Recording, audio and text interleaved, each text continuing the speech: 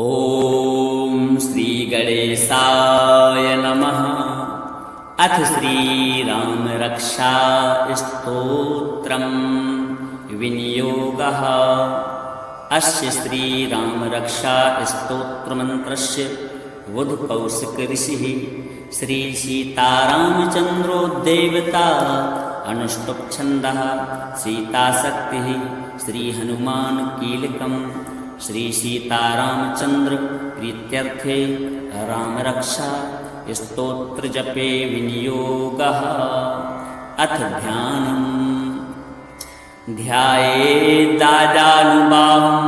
धृतशरधनुषं बद्धपद्मासनस्थं पीतं वासोवसानं नवकमलदलस्पर्धिनेत्रं प्रसन्नं वामाङ्कारूढसीता मुखकमलमिलल्लोचनं नीरदाभं नानालङ्कारदीप्तं ददतमुर्जटा मण्डलं रामचन्द्रम्। रामरक्षा स्तोत्रम् चरितं रघुनाथस्य शतकोटिप्रविस्तरम् एकैकमक्षरं पुंसां महापातकनाशनं ध्यात्वा नीलोत्पलश्यामं रामं राजीवलोचनं जानकीलक्ष्मणोपेतं जटामुकुटमण्डितं शासितूर्णधनुर्बाणं पाणं नक्तं चरान्तकं स्वलीलया जगत्त्रातु माविर्भूतं जम्यविभुं रामरक्षां पठेत् प्राज्ञः पापघ्नीं सर्वकामदां शिरो मे राघवः पातु भालं दशरथात्मजः कौसल्येयोद्रसो पातु विश्वामित्रप्रियः श्रुति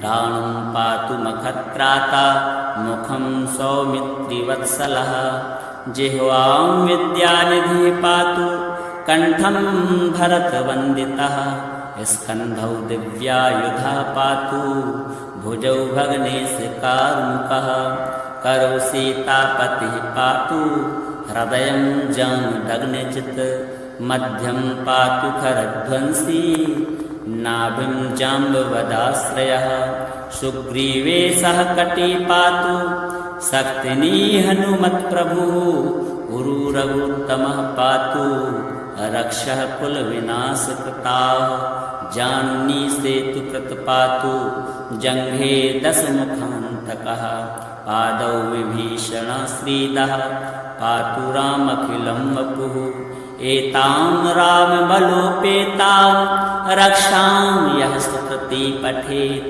सा चिरायुः सुखी पुत्री विजयी विनयी भवेत्।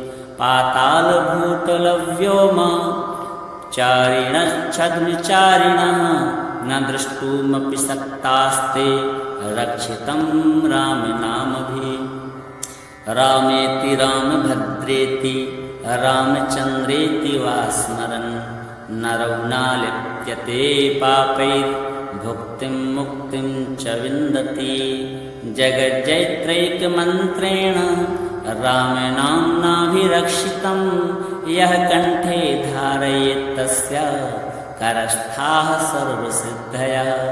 वज्रपञ्जरनामेदं यो रामकवचं स्मरेत् अव्याहताज्ञाः सर्वत्र लभते जयमङ्गलम्। आदिष्टवान् यथा स्वप्ने रामे रक्षामि मां हरः तथा लिखितवान् प्रातः प्रबुद्धो बुधकौशिकः। आरामः कल्पवृक्षाणां विरामः सकलापदाम् अभिरामस्त्रिलोकानां रामः श्रीमान् सनः प्रभुः। तरुणौ रूपसम्पन्नौ सुकुमारौ महाबलौ पुण्डरीकविशालाक्षौ चिरकृष्णाजिनाम्बरौ फलमूलासिनौ दान्तौ तापसौ ब्रह्मचारिणौ पुत्रौ दशरथस्यैतौ भ्रातरौ रामलक्ष्मणौ शरण्यौ सर्वसत्त्वानां श्रेष्ठौ सर्वधनुष्मतां रक्षाकुलनिहन्तारौ त्रायेतां नो रघुत्तमौ आत्तसज्जधनुषा विशुष्पसा वक्ष व्यासुगुणसङ्गसङ्गिनौ रक्षणाय मम रामलक्ष्मणां वग्रतापति सदैव गच्छतां सन्नद्धा कवची खड्गी चाप्यवाणधरो युवा गच्छन् मनोरथान्नश्च रामः पातु स लक्ष्मणः रामो दाशरथी शूरो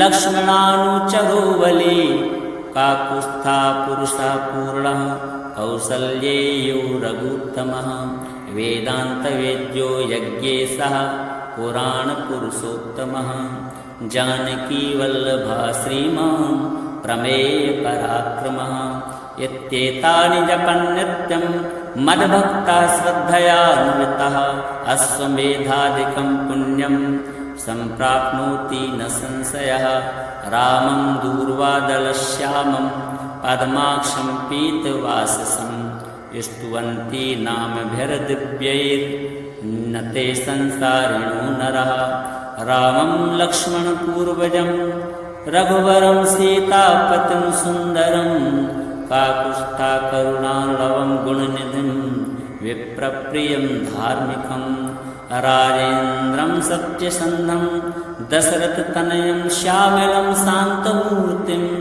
वन्दे लोकाभिरामं रघुकुलतिलकं राघवं रावणारिं रामाय रामभद्राय रामचन्द्राय वेधसे रघुनाथाय नाथाय सीतायाः पतये नमः।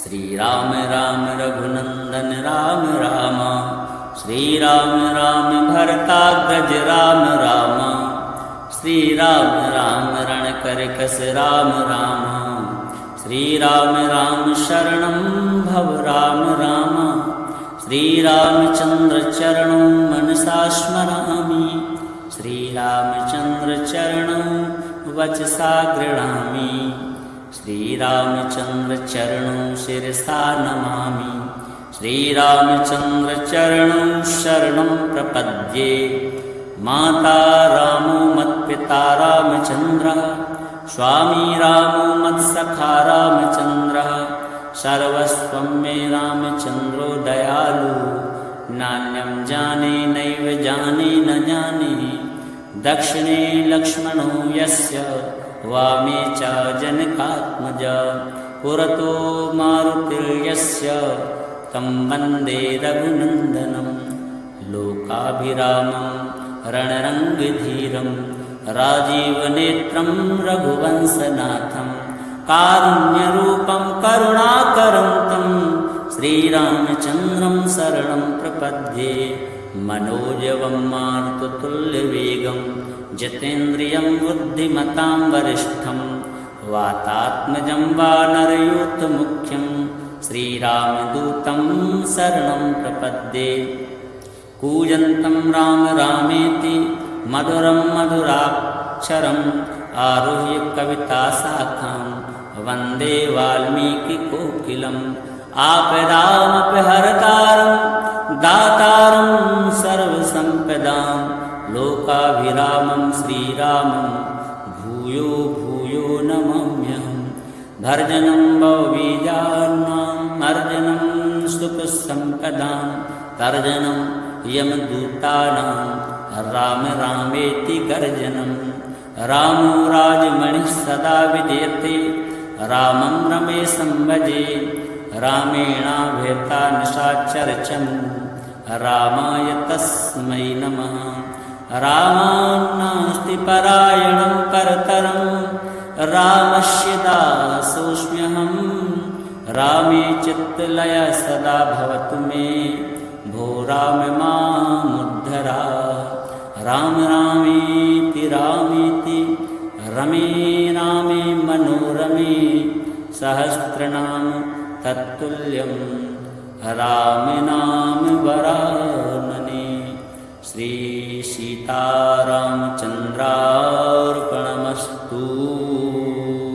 चरितं रघुनाथस्य शतकोटिप्रविस्तरम् एकैकमक्षरं पुंसां महापातकनाशनं ध्यात्वा नीलोत्पलश्यामं रामं राजीवलोचनं जानकीलक्ष्मणोपेतं जटामुकुटमण्डितं सासितूर्णधनुर्बाणा पाणं नक्तं चरान्तकं स्वलीलया जगत्त्रातु माविर्भूतं जम्यविभुं रामरक्षां पठेत् प्राज्ञः पापघ्नीं सर्वकामदां शिरो मे राघवः पातु भालं दशरथात्मजः कौसल्येयोद्रसो पातु विश्वामित्रप्रियः श्रुति घ्राणं पातु मखत्राता मुखं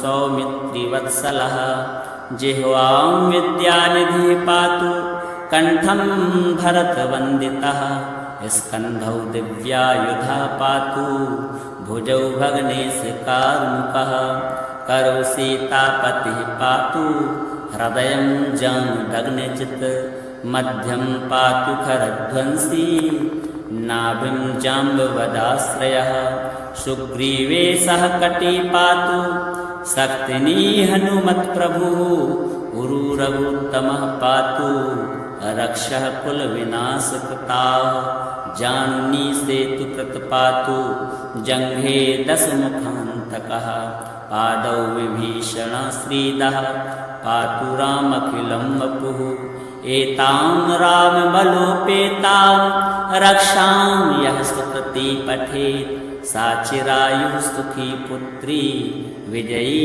विजयी भवेत् पातालभूतलव्योम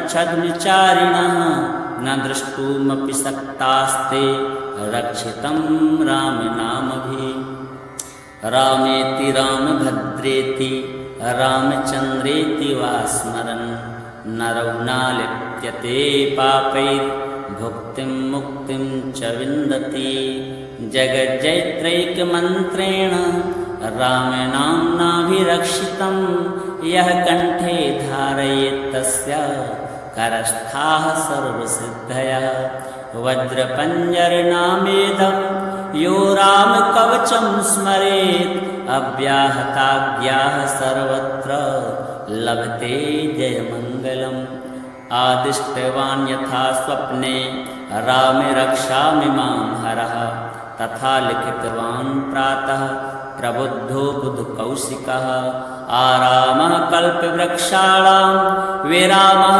सकलापदाम् अभिरामस्त्रिलोकानां रामः श्रीमान् सनः प्रभुः तरुणौ रूपसम्पन्नौ सुकुमारौ महाबलौ पुण्डरीकविशालाक्षौ क्षीरकृष्णाजिनाम्बरौ फलमूलासिनौ दान्तौ तापसौ ब्रह्मचारिणौ पुत्रौ दशरथस्यैतौ भ्रातरौ रामलक्ष्मणौ शरण्यौ सर्वसत्त्वानां श्रेष्ठौ सर्वधनुष्मतां रक्षाकुलनिहन्तारौ त्रायेतां नो रघुत्तमौ आत्तसज्जधनुषा विशुष्पसा वक्षयासुगुणसङ्गसङ्गिनौ रक्षणाय मम रामलक्ष्मणां वग्रतापति सदैव गच्छतां सन्नद्धा कवची खड्गी चाप्यवाणधरो युवा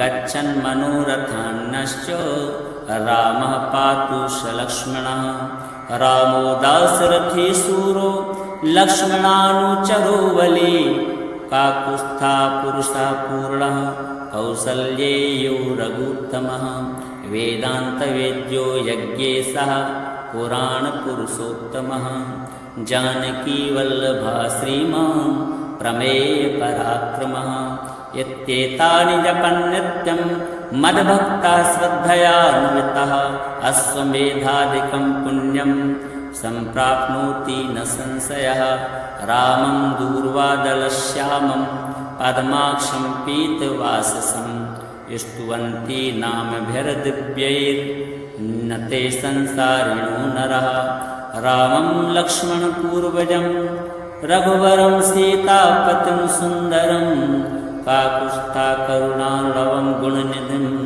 विप्रप्रियं धार्मिकं राजेन्द्रं सत्यसन्धं दशरथतनयं श्यामलं शान्तमूर्तिं वन्दे लोकाभिरामं रघुकुलतिलकं राघवं रावणारिं रामाय रामभद्राय रामचन्द्राय वेधसे रघुनाथाय नाथाय सीतायाः पतये नमः।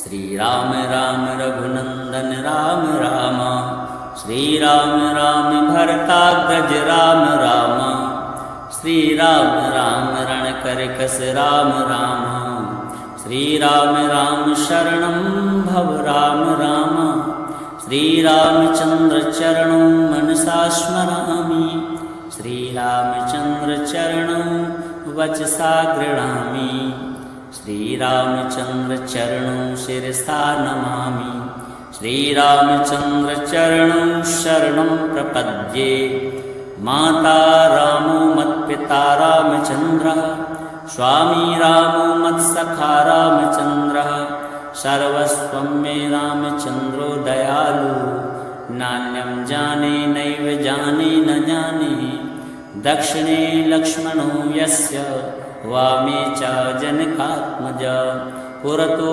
मारुतिर्यस्य तं वन्दे रघुनन्दनं लोकाभिरामं रणरङ्गधीरं राजीवनेत्रं रघुवंशनाथं कारुण्यरूपं करुणाकरं तं श्रीरामचन्द्रं शरणं प्रपद्ये मनोजवं मारुततुल्यवेगं जितेन्द्रियं बुद्धिमतां वरिष्ठं वातात्मजं वानरयूथमुख्यं श्रीरामदूतं शरणं प्रपद्ये कूजन्तं राम रामेति मधुरं मधुराक्षरम् आरुह्य कविताशाखां वन्दे वाल्मीकिकोकिलम् आपदामपहर्तारं दातारं सर्वसम्पदां लोकाभिरामं श्रीरामं भूयो भूयो नमाम्यहम् भर्जनं भवबीजानाम् अर्जनं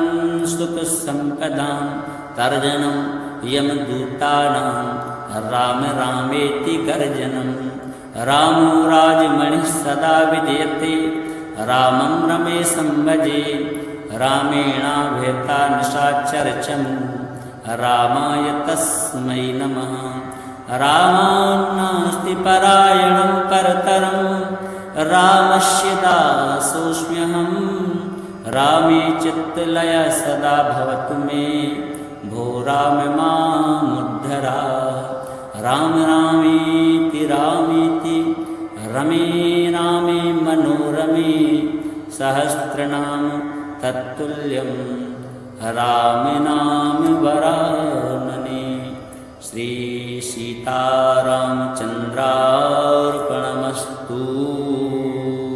चरितं रघुनाथस्य शतकोटिप्रविस्तरम् एकैकमक्षरं पुंसां महापातकनाशनं ध्यात्वा नीलोत्पलश्यामं रामं राजीवलोचनं जानकीलक्ष्मणोपेतं जटामुकुटमण्डितं सासितूणधनुर्बाणा पाणं नक्तं चरान्तकं स्वलीलया जगत्रातु माविर्भूतं जम्यविभुं रामरक्षां पठेत् प्राज्ञः पापघ्नीं सर्वकामदां शिरो मे राघवः पातु भालं दशरथात्मजः कौसल्येयोद्रसो पातु विश्वामित्रप्रियः श्रुति घ्राणं पातु मखत्राता मुखं सौमित्रिवत्सलः जिह्वां विद्यानिधिः पातु कण्ठं भरतवन्दितः स्कन्धौ दिव्यायुधः पातु भुजौ भग्नेशकार्मुकः करौ सीतापतिः पातु हृदयं जामदग्निजित् मध्यं पातु खरध्वंसी नाभिं जाम्बवदाश्रयः सुग्रीवे सह कटी पातु शक्तिनी हनुमत्प्रभुः उरु रघुत्तमः पातु रक्षः कुलविनाशकृताः जानुनी सेतु प्रतपातु जङ्घे दशमुखान्तकः पादौ विभीषणश्रीदः पातु रामखिलं वपुः एतां रामबलोपेतां रक्षां यः सुकृती पठेत् सा चिरायुः सुखी पुत्री विजयी विनयी भवेत् पातालभूतलव्योम चारिणश्छद्मचारिणः न द्रष्टुमपि शक्तास्ते रक्षितं रामनामभिः रामेति रामभद्रेति रामचन्द्रेति वा स्मरन् नरौ नालिप्यते पापैर्भुक्तिं मुक्तिं च विन्दति जगज्जैत्रैकमन्त्रेण रामनाम्नाभिरक्षितं यः कण्ठे धारयेत् तस्य करस्थाः सर्वसिद्धयः वज्रपञ्जरनामेदं यो रामकवचं स्मरेत् अव्याहताज्ञाः सर्वत्र लभते जयमङ्गलम् आदिष्टवान् यथा स्वप्ने रामे रक्षामि मां हरः तथा लिखितवान् प्रातः प्रबुद्धो बुधकौशिकः आरामः कल्पवृक्षाणां विरामः सकलापदाम् अभिरामस्त्रिलोकानां रामः श्रीमान् सनः प्रभुः तरुणौ रूपसम्पन्नौ सुकुमारौ महाबलौ पुण्डरीकविशालाक्षौ क्षीरकृष्णाजिनाम्बरौ फलमूलासिनौ दान्तौ तापसौ ब्रह्मचारिणौ पुत्रौ दशरथस्यैतौ भ्रातरौ रामलक्ष्मणौ शरण्यौ सर्वसत्त्वानां श्रेष्ठौ सर्वधनुष्मतां रक्षाकुलनिहन्तारौ त्रायेतां नो रघुत्तमौ आत्तसज्जधनुषा विशुष्पसा वक्ष या सुगुणसङ्गसङ्गिनौ रक्षणाय मम रामलक्ष्मणां वग्रतापति सदैव गच्छतां सन्नद्धा कवची खड्गी चाप्यवाणधरो युवा गच्छन् मनोरथान्नश्च रामः पातु स लक्ष्मणः रामो दाशरथी शूरो लक्ष्मणानुचरो बली काकुत्स्था पुरुषः पूर्णः कौसल्येयो रघुत्तमः वेदान्तवेद्यो यज्ञेशः पुराणपुरुषोत्तमः जानकीवल्लभः श्रीमान् प्रमेयपराक्रमः इत्येतानि जपन् नित्यं मद्भक्तः श्रद्धयान्वितः अश्वमेधादिकं पुण्यं सम्प्राप्नोति न संशयः रामं दूर्वादलश्यामं पद्माक्षं पीतवाससं स्तुवन्ति नामभिर्दिव्यैर्न ते संसारिणो नरः रामं लक्ष्मणपूर्वजं रघुवरं सीतापतिं सुन्दरं काकुत्स्था करुणार्णवं गुणनिधिं विप्रप्रियं धार्मिकं राजेन्द्रं सत्यसन्धं दशरथतनयं श्यामलं शान्तमूर्तिं वन्दे लोकाभिरामं रघुकुलतिलकं राघवं रावणारिं रामाय रामभद्राय रामचन्द्राय वेधसे रघुनाथाय नाथाय सीतायाः पतये नमः। श्रीराम राम रघुनन्दन राम राम श्रीराम राम भरताग्रज राम राम श्रीराम राम रणकरकस राम राम श्रीराम राम शरणं भव राम राम श्रीरामचन्द्र चरणं मनसा स्मरामि श्रीरामचन्द्र चरणं वचसा गृह्णामि श्रीरामचन्द्र चरणं शिरसा नमामि श्रीरामचन्द्र चरणं शरणं प्रपद्ये माता रामो मत्पिता रामचन्द्रः स्वामी रामो मत्सखा रामचन्द्रः सर्वस्वं मे रामचन्द्रो दयालु नान्यं जाने नैव जाने न जाने दक्षिणे लक्ष्मणो यस्य वामे च जनकात्मज पुरतो मारुतिर्यस्य तं वन्दे रघुनन्दनं लोकाभिरामं रणरङ्गधीरं राजीवनेत्रं रघुवंशनाथं कारुण्यरूपं करुणाकरं तं श्रीरामचन्द्रं शरणं प्रपद्ये मनोजवं मारुततुल्यवेगं जितेन्द्रियं बुद्धिमतां वरिष्ठं वातात्मजं वानरयूथमुख्यं श्रीरामदूतं शरणं प्रपद्ये कूजन्तं राम रामेति मधुरं मधुराक्षरम् आरुह्य कविताशाखां वन्दे वाल्मीकिकोकिलम् आपदामपि हरतारं दातारं सर्वसम्पदां लोकाभिरामं श्रीरामं भूयो भूयो नमाम्यहम् भर्जनं भवबीजानां मर्जनं सुखसम्पदां तर्जनं यमदूतानां राम रामेति गर्जनं रामो राजमणिः सदा विजयते रामं रमेशं भजे रामेणाभेता निशाचरचं रामाय तस्मै नमः रामान्नास्ति परायणं परतरं रामस्य दासोऽस्म्यहं रामे चित्तलय सदा भवतु मे भो राम मामुद्धरा राम रामेति रामेति रमे रामे मनोरमे सहस्रनाम तत्तुल्यं राम नाम वरानने श्री सीतारामचन्द्रार्पणमस्तु।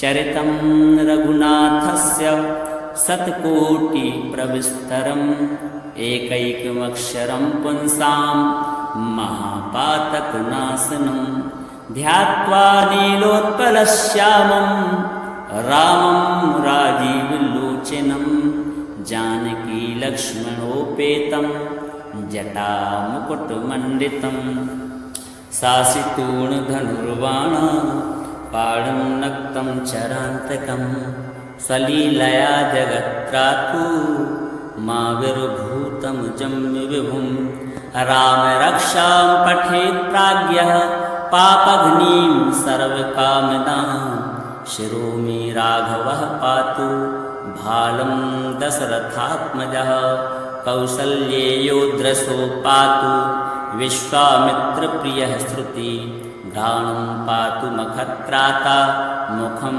सौमित्रिवत्सलः जिह्वां विद्यानिधिः पातु कण्ठं भरतवन्दितः स्कन्धौ दिव्यायुधः पातु भुजौ भग्नेशकार्मुकः करौ सीतापतिः पातु हृदयं जानुदग्निचित् मध्यं पातु खरध्वंसी नाभिं जाम्बवदाश्रयः सुग्रीवे सह कटी पातु शक्तिनी हनुमत्प्रभुः उरुरघुत्तमः पातु रक्षः कुलविनाशकृताः जानुनी सेतुकृत पातु जङ्घे दशमुखान्तकः पादौ विभीषणः श्रीदः पातु रामखिलं वपुः एतां रामबलोपेतां रक्षां यः सुकृती पठेत् सा चिरायुः सुखी पुत्री विजयी विनयी भवेत् पातालभूतलव्योम चारिणश्छद्मचारिणः न द्रष्टुमपि शक्तास्ते रक्षितं रामनामभिः रामेति रामभद्रेति रामचन्द्रेति वा स्मरन् नरौ नालिप्यते पापैर्भुक्तिं मुक्तिं च विन्दति जगज्जैत्रैकमन्त्रेण रामनाम्नाभिरक्षितं यः कण्ठे धारयेत् तस्य करस्थाः सर्वसिद्धयः वज्रपञ्जरनामेदं यो रामकवचं स्मरेत् अव्याहताज्ञाः सर्वत्र लभते जयमङ्गलम् आदिष्टवान् यथा स्वप्ने रामे रक्षामि मां हरः तथा लिखितवान् प्रातः प्रबुद्धो बुधकौशिकः आरामः कल्पवृक्षाणां विरामः सकलापदाम् अभिरामस्त्रिलोकानां रामः श्रीमान् सनः प्रभु तरुणौ रूपसम्पन्नौ सुकुमारौ महाबलौ पुण्डरीकविशालाक्षौ क्षीरकृष्णाजिनाम्बरौ फलमूलासिनौ दान्तौ तापसौ ब्रह्मचारिणौ पुत्रौ दशरथस्यैतौ भ्रातरौ रामलक्ष्मणौ शरण्यौ सर्वसत्त्वानां श्रेष्ठौ सर्वधनुष्मतां रक्षाकुलनिहन्तारौ त्रायेतां नो रघुत्तमौ आत्तसज्जधनुषा विशुष्पसा वक्ष व्यासुगुणसङ्गसङ्गिनौ रक्षणाय मम रामलक्ष्मणां वग्रतापति सदैव गच्छतां सन्नद्धा कवची खड्गी चाप्यवाणधरो युवा गच्छन् मनोरथान्नश्च रामः पातु स लक्ष्मणः रामो दाशरथी शूरो लक्ष्मणानुचरो बली काकुत्स्था पुरुषः पूर्णः कौसल्येयो रघुत्तमः वेदान्तवेद्यो यज्ञेशः पुराणपुरुषोत्तमः जानकीवल्लभः श्रीमान् प्रमेयपराक्रमः यत्येतानि जपन् नित्यं मद्भक्ताः श्रद्धयान्वितः अश्वमेधादिकं पुण्यं सम्प्राप्नोति न संशयः रामं दूर्वादलश्यामं पद्माक्षं पीतवाससं स्तुवन्ति नामभिर्दिव्यैर्न ते संसारिणो नरः रामं लक्ष्मणपूर्वजं रघुवरं सीतापतिं सुन्दरं काकुत्स्था करुणार्णवं गुणनिधिं विप्रप्रियं धार्मिकं राजेन्द्रं सत्यसन्धं दशरथतनयं श्यामलं शान्तमूर्तिं वन्दे लोकाभिरामं रघुकुलतिलकं राघवं रावणारिं रामाय रामभद्राय रामचन्द्राय वेधसे रघुनाथाय नाथाय सीतायाः पतये नमः श्रीराम राम रघुनन्दन राम राम श्रीराम राम भरताग्रज राम राम श्रीराम राम रणकरकस राम राम श्रीराम राम शरणं भव राम राम श्रीरामचन्द्र चरणं मनसा स्मरामि श्रीरामचन्द्र चरणं वचसा गृह्णामि श्रीरामचन्द्र चरणं शिरसा नमामि श्रीरामचन्द्र चरणं शरणं प्रपद्ये माता रामो मत्पिता रामचन्द्रः स्वामी रामो मत्सखा रामचन्द्रः सर्वस्वं मे रामचन्द्रो दयालु नान्यं जाने नैव जाने न जाने दक्षिणे लक्ष्मणो यस्य वामे च जनकात्मजा पुरतो मारुतिर्यस्य तं वन्दे रघुनन्दनं लोकाभिरामं रणरङ्गधीरं राजीवनेत्रं रघुवंशनाथं कारुण्यरूपं करुणाकरं तं श्रीरामचन्द्रं शरणं प्रपद्ये मनोजवं मारुततुल्यवेगं जितेन्द्रियं बुद्धिमतां वरिष्ठं वातात्मजं वानरयूथमुख्यं श्रीरामदूतं शरणं प्रपद्ये कूजन्तं राम रामेति मधुरं मधुराक्षरम् आरुह्य कविताशाखां वन्दे वाल्मीकिकोकिलम् आपदामपहर्तारं दातारं सर्वसम्पदां लोकाभिरामं श्रीरामं भूयो भूयो नमाम्यहम् भर्जनं भवबीजानाम् अर्जनं सुखसम्पदां तर्जनं यमदूतानां राम रामेति गर्जनं रामो राजमणिः सदा विजयते रामं रमेशं भजे रामेणाभेता निशाचरचं रामाय तस्मै नमः। रामान्नास्ति परायणं परतरं रामस्य दासोऽस्म्यहं। रामे चित्तलय सदा भवतु मे भो राम मामुद्धरा। राम रामेति रामेति रमे रामे मनोरमे सहस्रनाम तत्तुल्यं राम नाम वरानने। श्री सीतारामचन्द्रार्पणमस्तु। चरितं रघुनाथस्य शतकोटिप्रविस्तरम् एकैकमक्षरं पुंसां महापातकनाशनं। ध्यात्वा नीलोत्पलश्यामं रामं राजीवलोचनं। जानकीलक्ष्मणोपेतं जटामुकुटमण्डितं। सासितूणधनुर्वाण पाणं नक्तं चरान्तकं। स्वलीलया जगत्त्रातु माविर्भूतं जम्यविभुं। रामरक्षां पठेत् प्राज्ञः पापघ्नीं सर्वकामदां। शिरो मे राघवः पातु भालं दशरथात्मजः। कौसल्येयोद्रसो पातु विश्वामित्रप्रियः श्रुति। घ्राणं पातु मखत्राता मुखं सौमित्रिवत्सलः।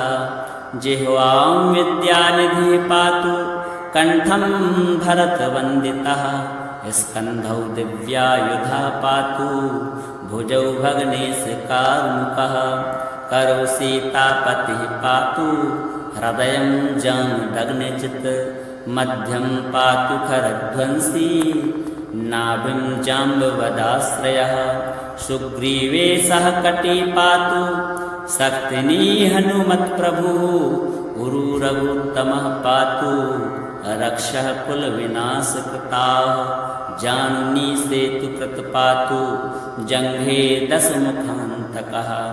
पादौ विभीषणश्रीदः पातु रामखिलं वपुः। एतां रामबलोपेतां रक्षां यः सुकृती पठेत्। सा चिरायुः सुखी पुत्री विजयी विजयी भवेत्। पातालभूतलव्योम चारिणश्छद्मचारिणः। न द्रष्टुमपि शक्तास्ते रक्षितं रामनामभिः। रामेति रामभद्रेति रामचन्द्रेति वा स्मरन्। नरौ नालिप्यते पापैर्भुक्तिं मुक्तिं च विन्दति। जगज्जैत्रैकमन्त्रेण रामनाम्नाभिरक्षितं।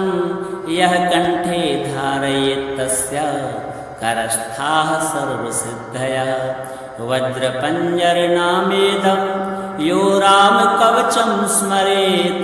अव्याहताज्ञाः सर्वत्र लभते जयमङ्गलम्। आदिष्टवान् यथा स्वप्ने रामे रक्षामि मां हरः। तथा लिखितवान् प्रातः प्रबुद्धो बुधकौशिकः। आरामः कल्पवृक्षाणां विरामः सकलापदाम्। अभिरामस्त्रिलोकानां रामः श्रीमान् स नः प्रभुः। तरुणौ रूपसम्पन्नौ सुकुमारौ महाबलौ। पुण्डरीकविशालाक्षौ चीरे कृष्णाजिनाम्बरौ। फलमूलासिनौ दान्तौ तापसौ ब्रह्मचारिणौ। पुत्रौ दशरथस्यैतौ भ्रातरौ रामलक्ष्मणौ। शरण्यौ सर्वसत्त्वानां श्रेष्ठौ सर्वधनुष्मतां। रक्षाकुलनिहन्तारौ त्रायेतां नो रघुत्तमौ। आत्तसज्जधनुषा विशुष्पसा वक्ष या सुगुणसङ्गसङ्गिनौ। रक्षणाय मम रामलक्ष्मणां वग्रतापति सदैव गच्छतां। सन्नद्धा कवची खड्गी चाप्यवाणधरो युवा। गच्छन् मनोरथान्नश्च रामः पातु स लक्ष्मणः। रामो दाशरथी शूरो लक्ष्मणानुचरो बली।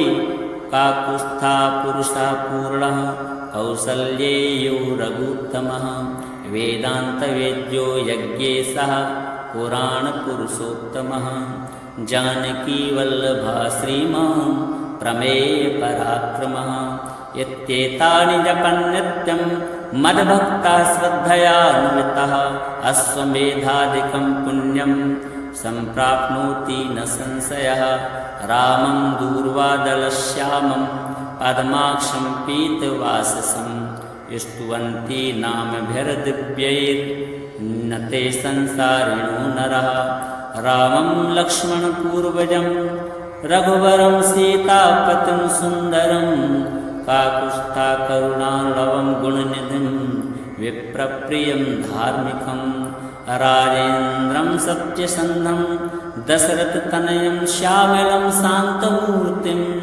वन्दे लोकाभिरामं रघुकुलतिलकं राघवं रावणारिं रामाय रामभद्राय रामचन्द्राय वेधसे रघुनाथाय नाथाय सीतायाः पतये नमः।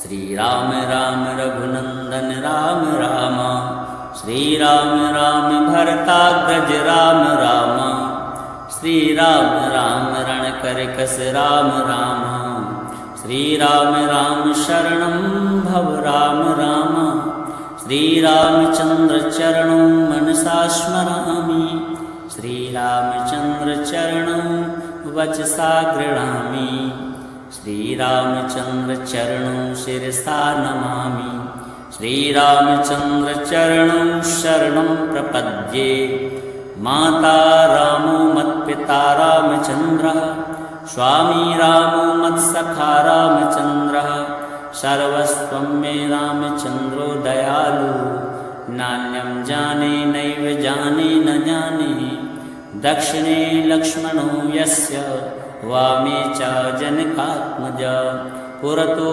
मारुतिर्यस्य तं वन्दे रघुनन्दनं लोकाभिरामं रणरङ्गधीरं राजीवनेत्रं रघुवंशनाथं कारुण्यरूपं करुणाकरं तं श्रीरामचन्द्रं शरणं प्रपद्ये मनोजवं मारुततुल्यवेगं जितेन्द्रियं बुद्धिमतां वरिष्ठं वातात्मजं वानरयूथमुख्यं श्रीरामदूतं शरणं प्रपद्ये कूजन्तं राम रामेति मधुरं मधुराक्षरम् आरुह्य कविताशाखां वन्दे वाल्मीकिकोकिलम् आपदामपि हरतारं दातारं सर्वसम्पदां लोकाभिरामं श्रीरामं भूयो भूयो नमाम्यहं भर्जनं भवबीजानां